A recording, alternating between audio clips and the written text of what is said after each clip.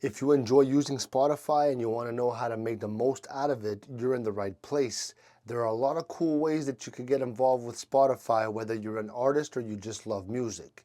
So first, if you're a musician, you can upload your songs to Spotify through platforms like DistroKid or TuneCore. So this allows you to share your music with millions of people worldwide. Now, if you're not an artist, you could still get creative by making playlists.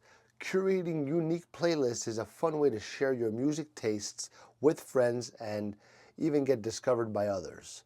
So another way is to work with Spotify by becoming a podcaster. So with Spotify's Anchor, so that you get the Anchor app, you can create your own podcasts and reach listeners everywhere. Like I have foundational Bible teachings and I put the YouTube MP3 on it. Also, Spotify offers ways to work with them directly. They have job openings in many areas like tech, marketing, and design. So if you have a business related to music, check out Spotify's partner program where you can work with them to promote your brand. So if you want to start today, let me know in the comments. Leave a like, subscribe. Thanks for being here. Love you. Ciao.